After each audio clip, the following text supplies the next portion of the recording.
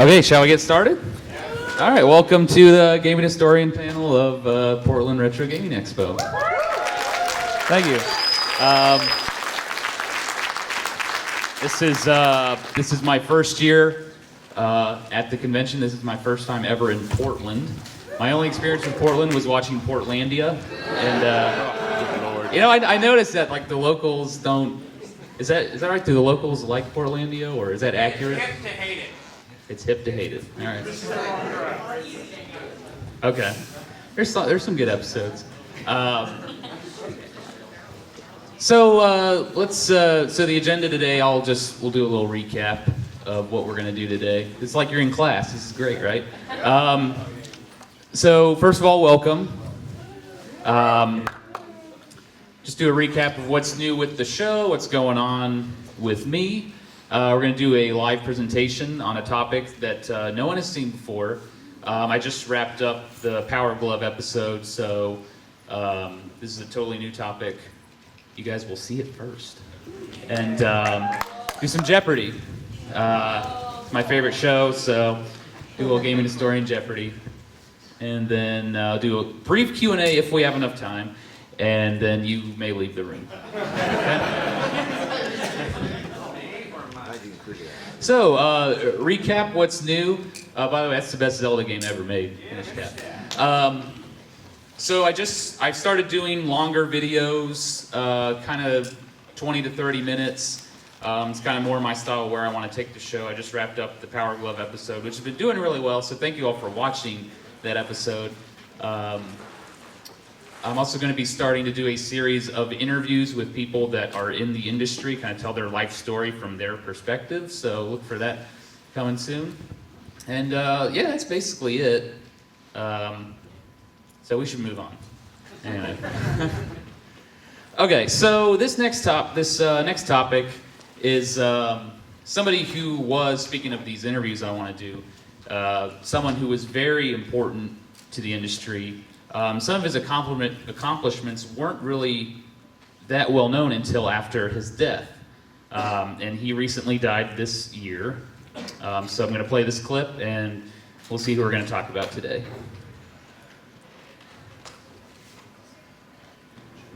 Even if we come from different sides of the world, speak different languages, even if we eat too many chips or rice balls, even if we have different tastes in games, every one of us here today is identical in the most important way.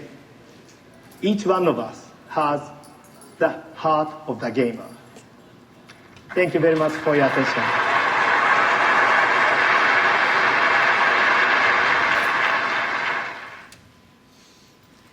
Okay, so we're going to talk about Satoru Iwata, Nintendo's recently deceased president. I've wanted to talk about him since his passing, which was kind of a shock to everybody. I know he was sick, but let's just go over. I wanted to tell his life story.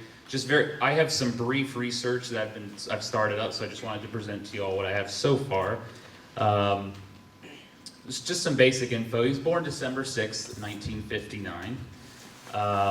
He was born in Sapporo, which is the largest city on the island of Hokkaido, which is, if you are familiar with a map of Japan, it's that little chunk of land at the very top. It's actually an island. It's the fourth largest city in Japan. His biggest fear was earthquakes. I found that out. It kind of sounds like a dating profile, but his favorite food was chukadon, which is like white rice, fried vegetables, and meats. It's kind of like a fast food over there. So he was born in Sapporo. His father was a prefectural official, which is basically like a government official. So his family was above average as far as wealth income. He lived comfortably. The first game he ever played was Terabee Tennis, which is Pong, basically. And when he was on his way to school one day in the Sapporo subway station, There was a local telephone company that had pay-per-hour computers, and they had games on there. And there's a game called Game 31. And it was like a numerical math game, and he went every Sunday to play this game. And that's how he got into computers and video games in general. And so he worked in high school as a dishwasher part-time. And he saved up enough money, along with some help from his dad, and he was able to purchase the HP 65 calculator, which is the world's first programmable calculator. It used magnetic cards to store the data, and the first game he ever made was, it was a simple baseball game, which is weird because the calculator can only display numbers, so I'm not sure how it worked exactly, but so he made baseball, he made like a missile attack game, he made like a volleyball game, and what he would do is he would let his friends play the games in class, and they were super pumped up about it. They were like, this is really cool, and that kind of motivated him to take his life in that direction. So because he wanted to get into computers, he enrolled at the Tokyo Institute of Technology, and with his money he earned from graduating high school, his parents gave him as a gift, he purchased a Commodore PET, which was the world's first all-in-one computer. Had the keyboard, the monitor, you know, everything. So he really loved his Commodore PET. He was one of only 10 students at the Tokyo Institute of Technology that actually owned a computer, because they were very expensive back then. And he would always be messing with it and making games in his dorm room, and they would call his dorm room Iwata's Arcade. Everyone would come over and play the games he made. And he also worked with this man, Yash Terakura.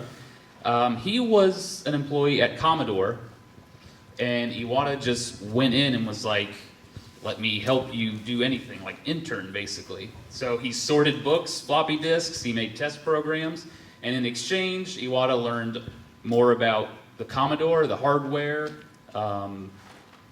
He learned about the new technology coming out. He was basically getting advanced information.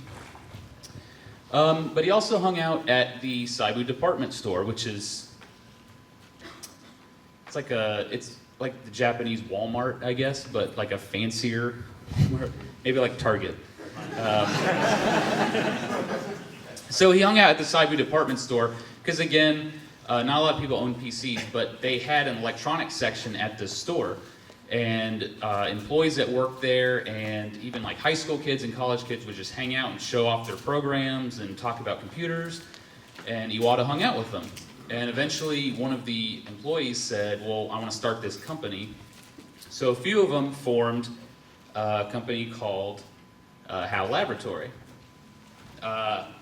which, as you know, is famous for the Kirby franchise and Super Smash Brothers and whatnot. So Iwata worked for them part-time initially, and then when he graduated, he joined them full-time. They worked out of a one-bedroom apartment. Iwata was the 5th full-time employee, and he was the only programmer on staff. When HAL was first created, all they did was like computer peripherals, like hardware, but Iwata was their software guy.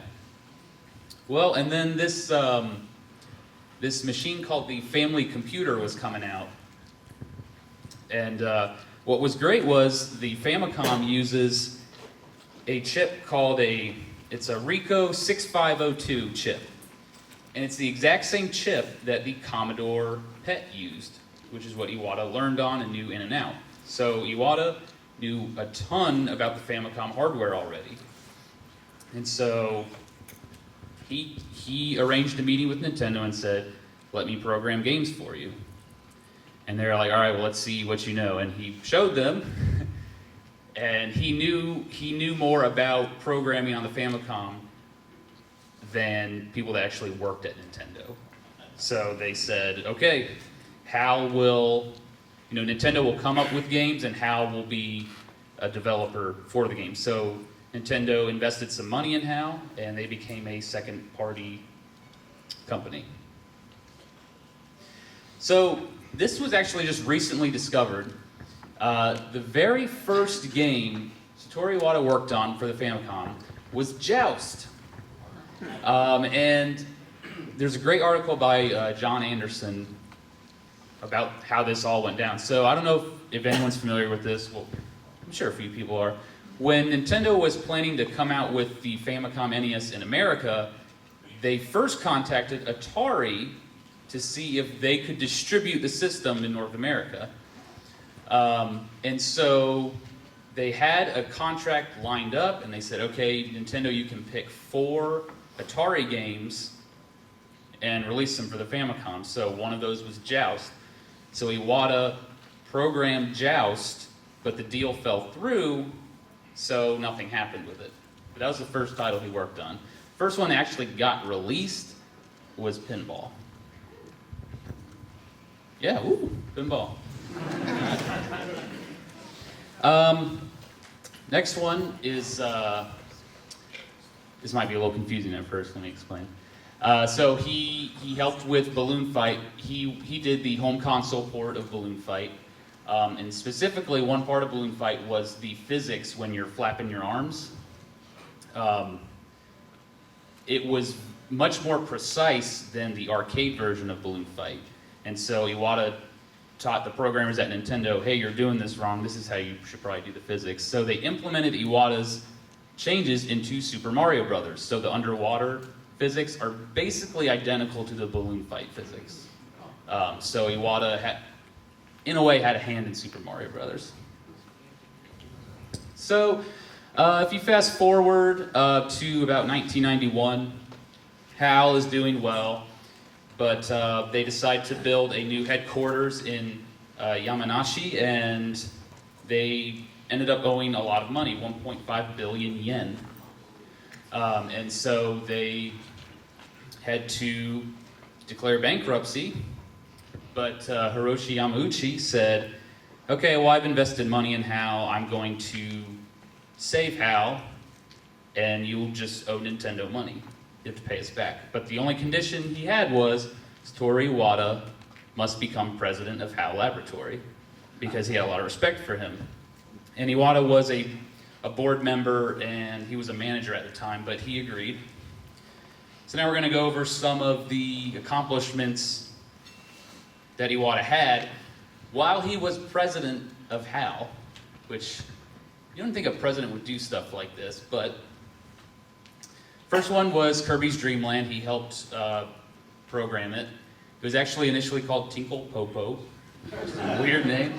And actually it was Miyamoto who suggested, maybe we should call it something else. So they delayed the game for that. But this was really the beginning of Iwata's mentality of, we need to open up gaming for a bigger audience. Because Kirby's Dream Land was specifically developed for young gamers and people who may not have a lot of experience with games, because it was a very simple game. And then another accomplishment was Earthbound, great game. It was developed by Itoi and his team, I believe it was 8. But while they could handle design and story and characters and whatnot, they didn't have the best programmers, okay? So development was going really slow, and Itoi and Iwata were friends. He said, Iwata, can you take a look at this? And he basically completely rewrote the game and provided tools for that development team and said, just use these tools to make the rest of the game. So, saved Earthbound. Pokemon Gold Silver, he was able to create a graphic compression tool to save space, and that allowed Game Freak to not only fit what's it called, Johto? Yeah. Johto and Kanto regions, so you could play red, blue, gold, silver on those games.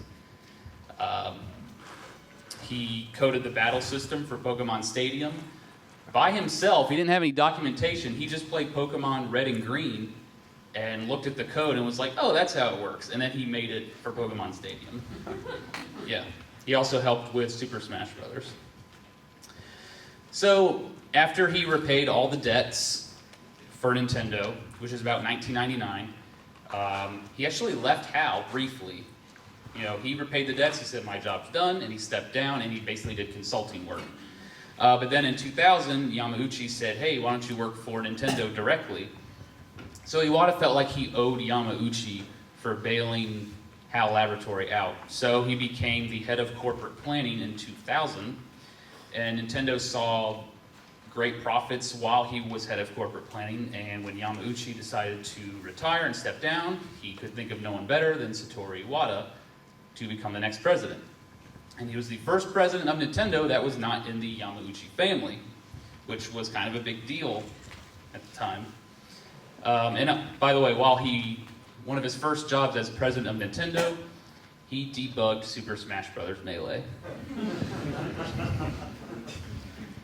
And this was really where we started to see a shift in Nintendo where, again, from Kirby's Dream Land, that mentality, let's make gaming less exclusive, let's open it up to everybody.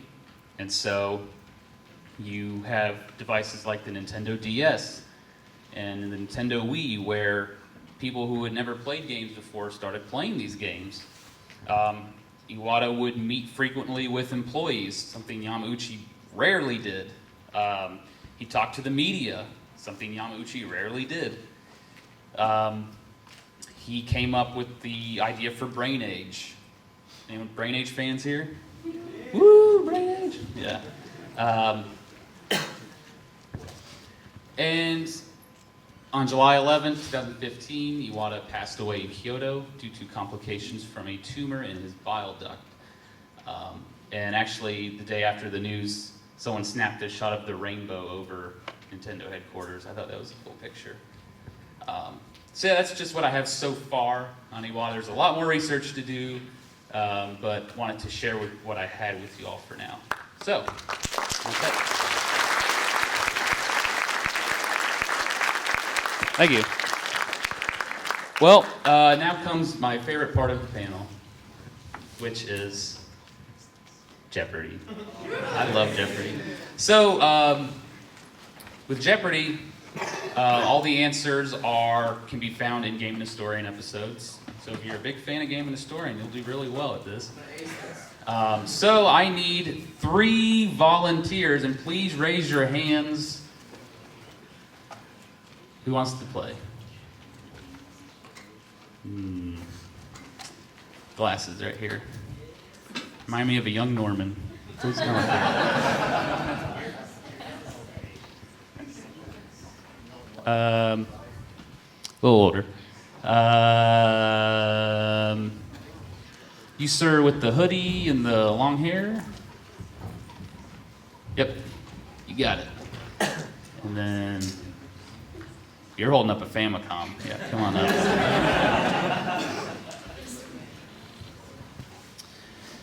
Okay, go ahead and have a seat, please. You just move that charger, by the way. I think your mics work, so if you could just please introduce yourself. Let's see. Whoa, yo. My name's Grayson. We have Grayson. I'm Seth. Seth. I'm Vince. Vince. All right.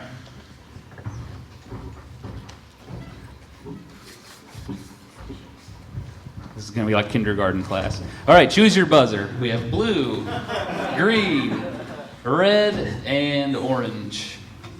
Blue. Grayson. Blue's in for life. Okay. Going orange. Green. Green. Okay. Go ahead and test those buzzers. Please set them right there. Oh, look at that. Okay. So here are the basic rules. It's basically just like Jeopardy. There is no daily double. There is Final Jeopardy. You cannot buzz until the question has been read. You do not have to answer in the form of a question. Yeah, I know. So, let's get started. Let me exit out of here.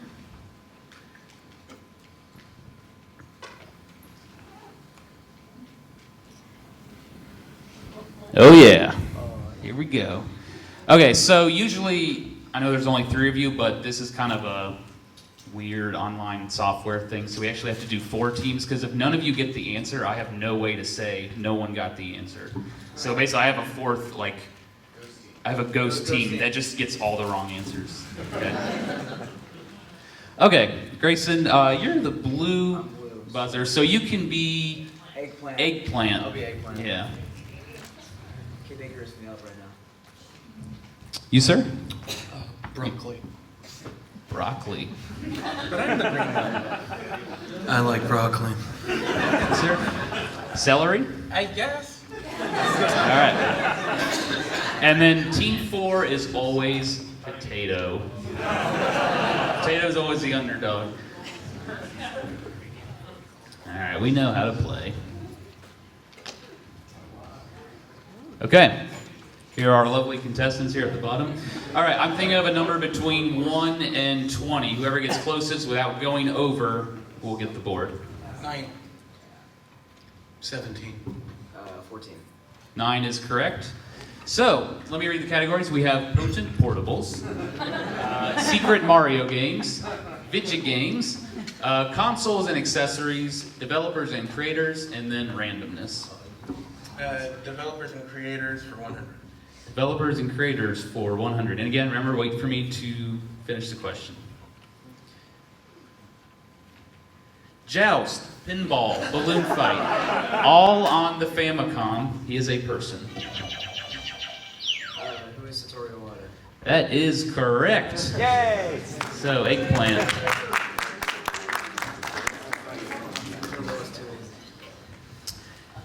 And sir, you have the board. Let's go randomness 100.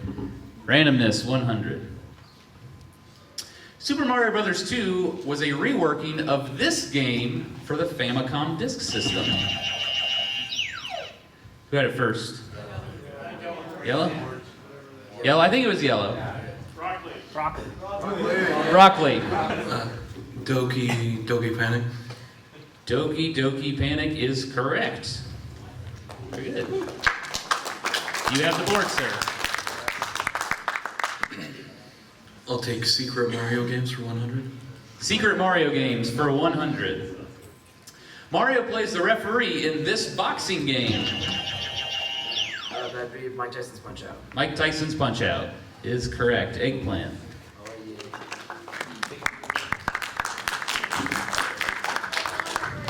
You have the board, sir. Okay, let's go Potent Portables 100. Potent portables for 100. Nintendo's second handheld system, notable for its green screen, released in 1989. Celery. Green. The Game Boy. Game Boy is correct.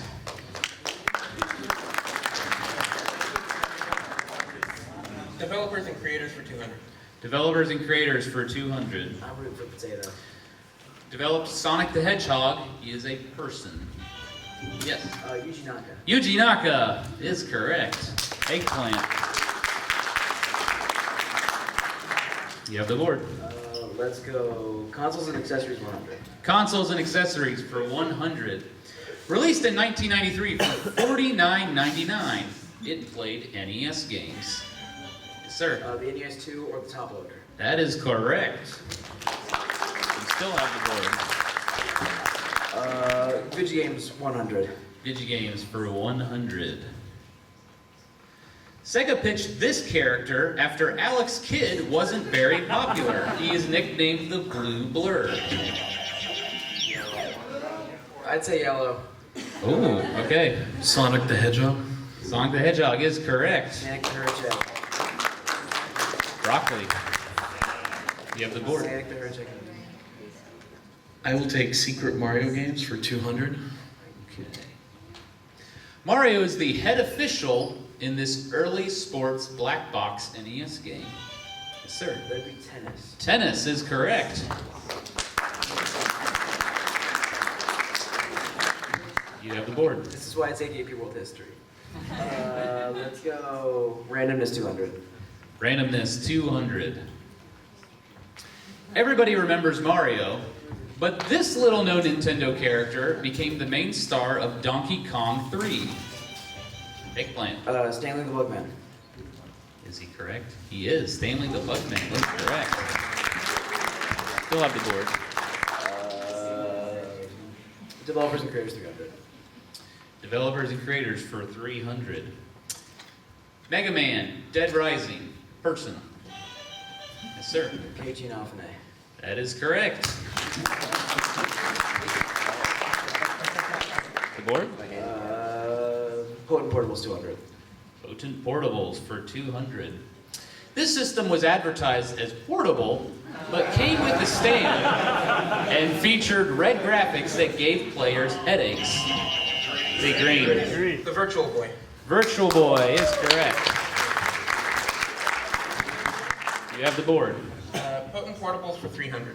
Potent Portables for 300. This portable Sega console can play Genesis games and features a 6-button controller. Sega Nomad. Sega Nomad is correct. I still want one. You have the board. Consoles and accessories 200. Consoles and accessories for 200. The third version of this 16-bit console was made by Majesco. I'd say, I don't know. Green? The Sega Genesis. Sega Genesis is correct. You're celery, right? Yeah, you are.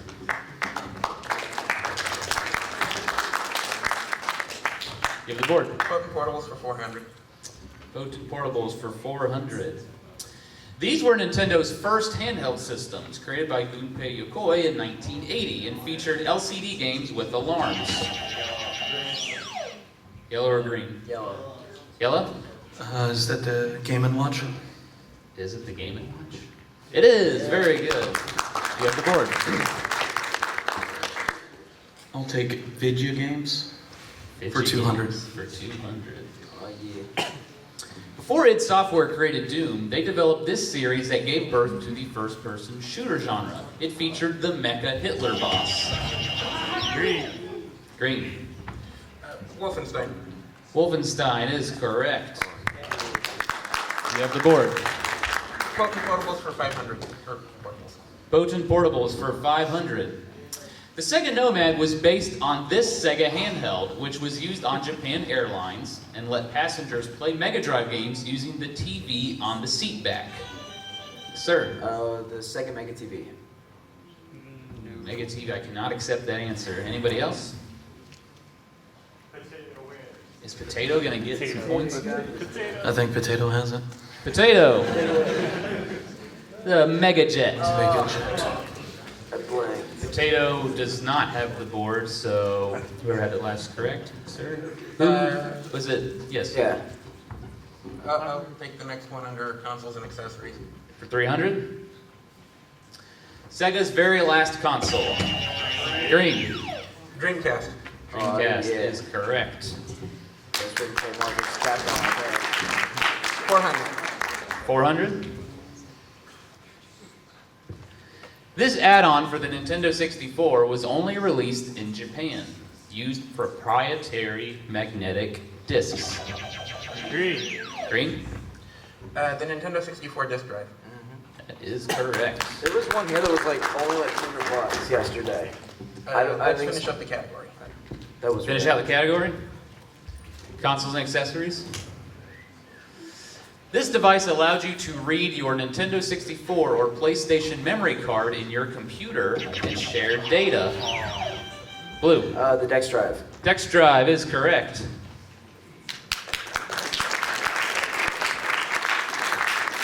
Randomness 300. Randomness for 300. Tengen was famous for their unlicensed black cartridges, but they did release 3 licensed games. Name one of them. Blue. RBI Baseball. RBI Baseball is correct. Would have also accepted Gauntlet or I was Pac-Man. like, I knew RBI and Pac-Man, but I didn't know it was Gauntlet. You have the board, sir. Super Mario Games 300. This was the best-selling puzzle game on the Game Boy. Mario is featured in the 2-player link cable mode. Green. Tetris. Tetris is correct. Secret Mario games for 400. Mario's in this black box game, but you have to knock the ball into a bonus area to find him. Pinball. Well, I didn't say who.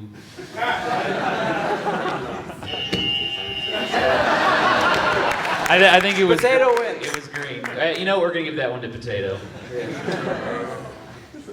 I went gung ho. Yeah, Potato's it wasn't beating pinball, me. Potato's gonna whoop us all. Okay, let's go for Secret Mario Games 500.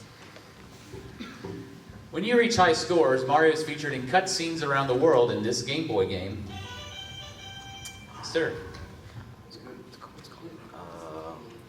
an alleyway. No, it's not alleyway.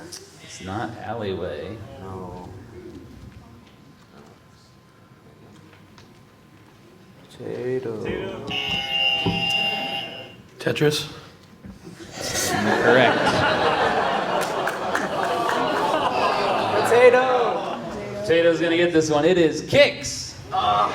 Kicks. Had Did that it? for breakfast. Questions get a little harder. Okay, developers and creators for 400. Developers and creators for 400.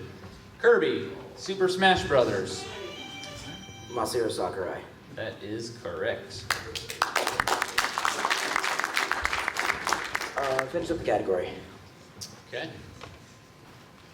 Conquest of the Crystal Palace, Ogre Battle, Final Fantasy Tactics.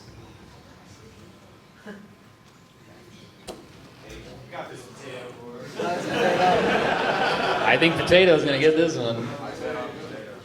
He's got it. It's Yasumi Matsuno.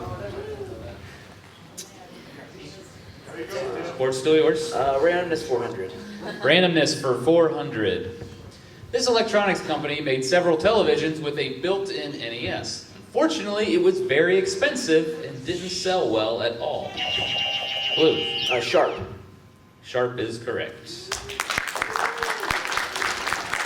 Finish up the category. All right. 500. The Power Glove was a severely scaled-down version of this device, which was made by VPL and cost $9,000.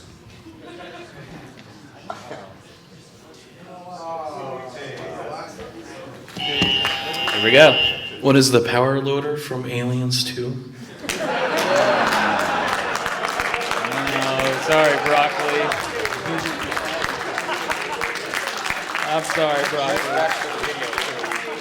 I guess you could say game And over. Potato takes it home with the data glove. Potato's catching up to you. Oh, that data glove. Vigi Games 3. Digi Games for 300. This Mega Man game came out for the Mega Drive / Genesis. Unfortunately, it never got a physical release in North America. Yellow. What is the Wily Wars? Wily Wars. Very good. You'll make it back, don't worry. Yes, please wait for me to finish the questions. 400 or 500? I'll take 400. A solid platformer on the NES, the game may have sold poorly due to having a biblical title. Today, it's worth a lot of money. Blue. Little Samson. Little Samson is correct.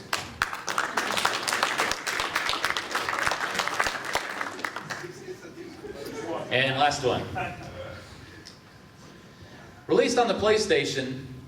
Okay, you gotta be really good gaming historian fans to know this one.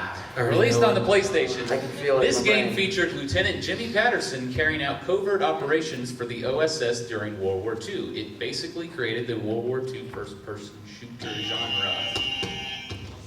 Don't do it. Medal of Honor. Hey, there we go, Brock. Medal of Honor.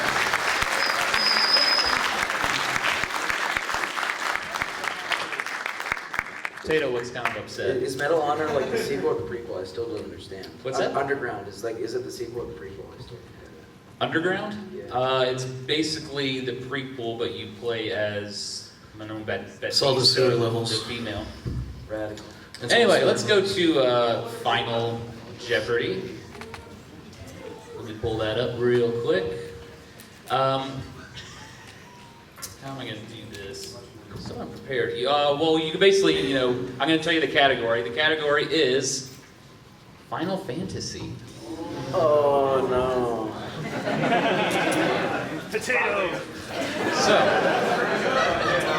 I do not have a writing utensil, so. Ooh, excellent. Give that guy 500 points. The hero. He's the potato to our hearts. What are you going to wager, sir? I'll wager. All of it. I'll do 500 bucks. 500. Whoa, you're so cocky a minute ago. I'll wager all potatoes money. All right, well, you got 400. We're wagering on. Okay, 400 then. Everything. Everything. Yeah. This will make it interesting. And Potato's going to wager 2,400 as well. Oh yeah. Potato. I'm a real person. Potato's the man of my dreams.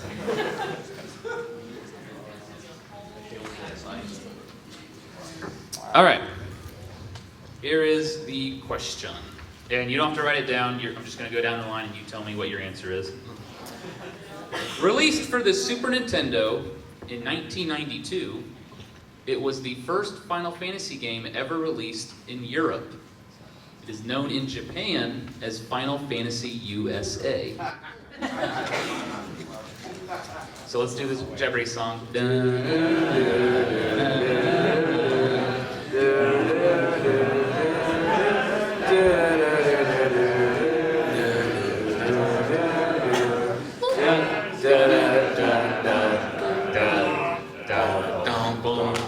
Make plan. Final Fantasy Mystic Quest. That is correct. Final Fantasy Mystic Quest. Actually, I shouldn't have.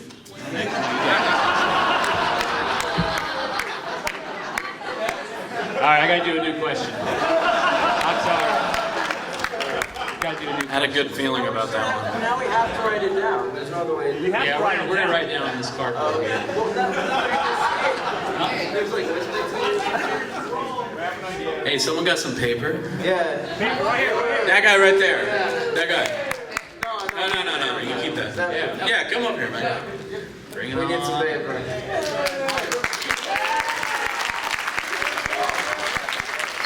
2,000 points for that guy. 2,000 points.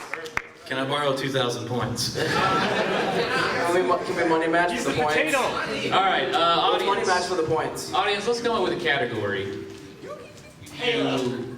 It has to come from actual videos, so we can do consoles, games. Oh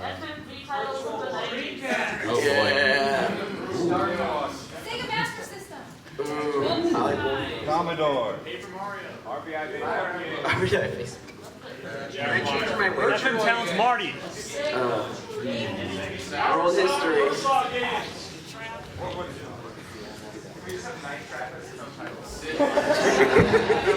Sonic I love fan Night Trap. fiction. Night Trap. I have like 4 copies of it. So Who good. said I own Sonic it on DVD. Sonic fan fiction. I'm coming for you, and I will find you, and I will take down your DeviantArt page.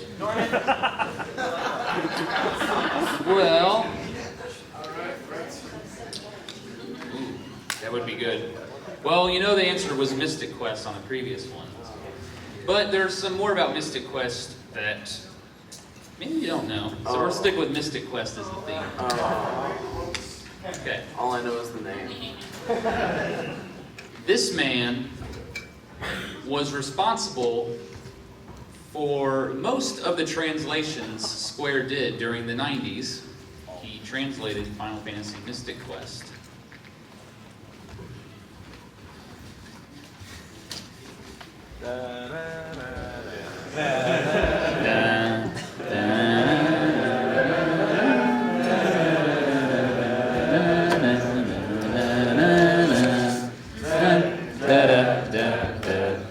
Extended cut.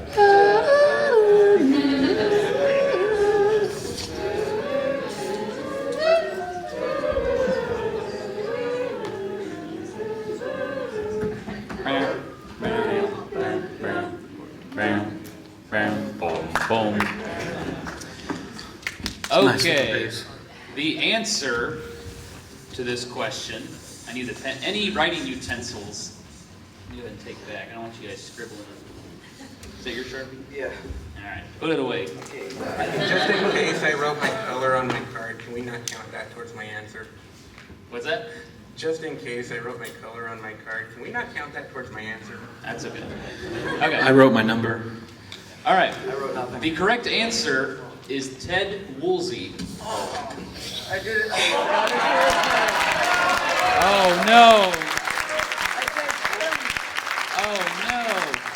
Ted Woolsey. Ted Woolsey. I'm sorry, Clint. You answered Tim. I know. All I had a home improvement So- on mine. It's tool time. Our winner, comeback, Celery. You got it. Awesome job, everybody. Well, you're probably hoping to win $3,400, but that's not going to happen. I'll settle for a tenth of that. I'll set it for $34. Well, you win a Game and Historian poster valued at $5. I will, absolutely. Well, thank you all for participating.